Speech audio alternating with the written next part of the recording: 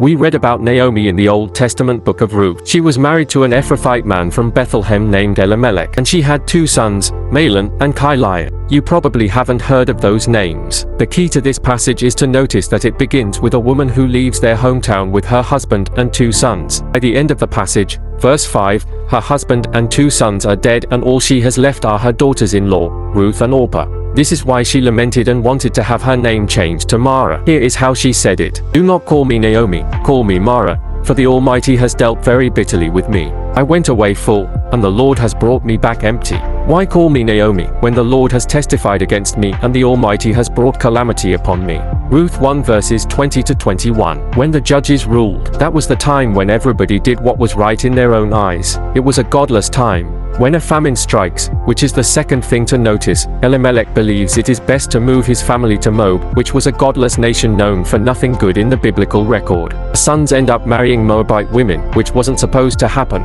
Deuteronomy 7 verse 3. Naomi is in a foreign land, with a dead husband, 2 dead sons, and foreign daughters. All her support is gone.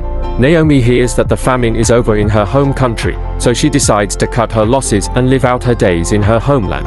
And she bids a painful farewell to her daughters. Move on is essentially the message that Naomi gives to these women, but they, especially Ruth, will not have any of this talk. He follows Naomi back into her homeland. She determines to be of the line of Naomi and to move away from her Moabite heritage. Ruth 1 verses 12 to 13 is a key passage to the entire book. There is nobody who can marry Ruth. There is no future with me, is what Naomi was telling these women.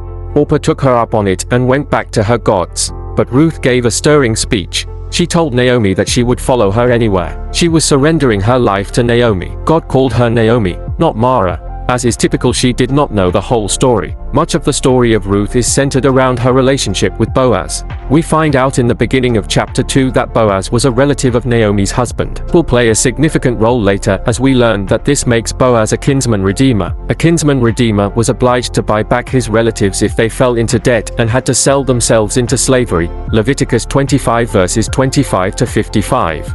Under certain circumstances, the kinsman redeemer also had an obligation to marry the widow and raise up a child for a brother who had died childless. Deuteronomy 25 verses 5 to 10.